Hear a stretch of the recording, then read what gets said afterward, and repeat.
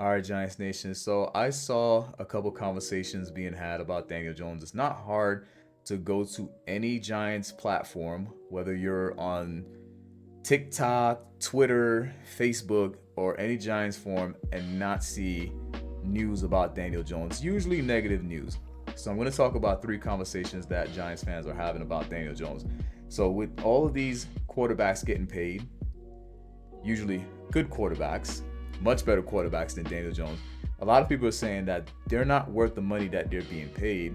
And someone said, hey, Daniel Jones's contract is considered a bargain contract. And I said to myself, no, but it's not because of his play. It's more so because he's not available. And he wasn't available a lot prior to getting the contract. So now he gets the contract and he only plays 6 games last year, and they were mostly bad games. And we can get into the details of why his games were mostly bad games. A lot of people would just say, well, he's not a good quarterback, and that's the main reason why. Not because the offensive line was the second worst offensive line in the history of the NFL. It's going to be because he's not a good quarterback. A lot of the Giants fans judge Daniel Jones on the 6 years, so we're going to judge Daniel Jones on him having Pat Shermer, which was an okay year because of all the fumbles. If he didn't have all those fumbles, you say, oh, okay, maybe he wasn't that bad. But then you got the 2 years with shitty ass coach Joe Judge, and we got the offensive coordinator from Dallas that everybody knew was going to be trash, Jason Garrett. We're going to judge him off of that too, even though that has nothing to do with him getting the contract. The only reason why he got the contract was because of the first year with Joe, but I'm not so sure that Joe and Dable really wanted to give him that contract. I really do feel like there was some outside pressure there. Call me a conspiracy theorist, but I've always said that I feel like Eli Manning and John Mara are in Daniel Jones' corner. Like, if you have so many questions about Daniel Jones and you have some people saying, oh, Daniel Jones sucks, but he's getting a contract, maybe it's not just the GMs, guys. Maybe there's something else going on behind the scenes.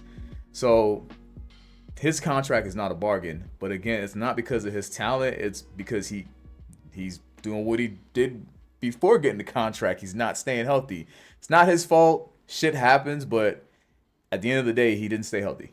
Now, the second conversation people are having is how bad he looks in training camp, despite the fact that there are highlights of him making good passes. They'll say stuff like, oh, well, his passes they're too short. He's throwing some short passes. There are a couple passes that they just were bad passes, and those are what people seem to be focused on. And a lot of people that are focused on that aren't like people who are professionals who are critiquing Daniel Jones. It's more so the people who have a history of just being obsessed with Daniel Jones and being obsessed with getting rid of him, despite the fact that the organization doesn't want to get rid of him. I mean, I don't know. It seems like insanity to me. Like, I wouldn't base my platform like Giants 366 on hating Daniel Jones. Like, I guess it's profitable, and so maybe that's why they do it.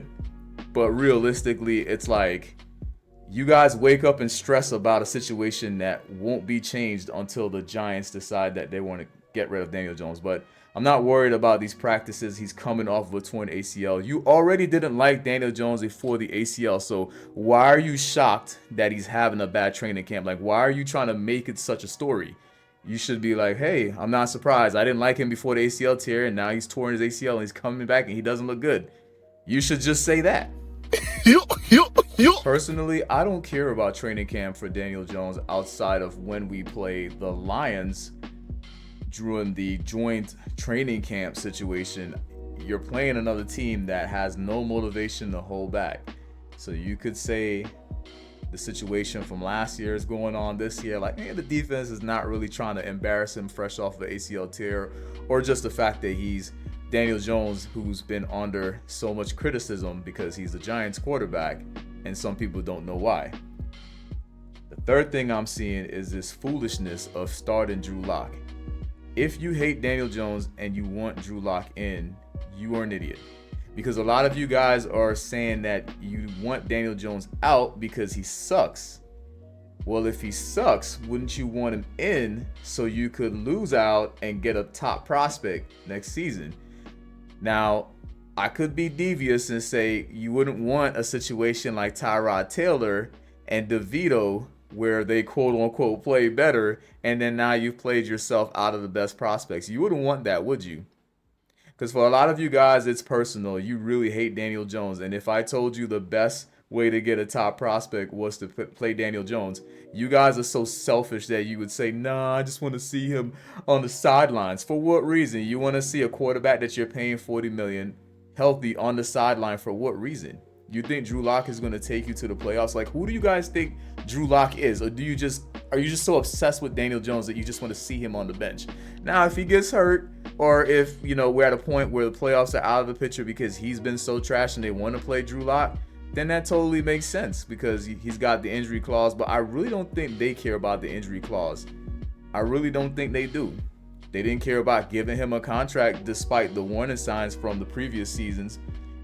And they gave him the contract after 1 year and said, hey, stay healthy and play well. And so far, it's not working out. So what do you guys think about these three conversations that are being had? Like, what do you think about the whole training camp mess, the contract being a bargain, or even starting Drew Lock for no fucking reason?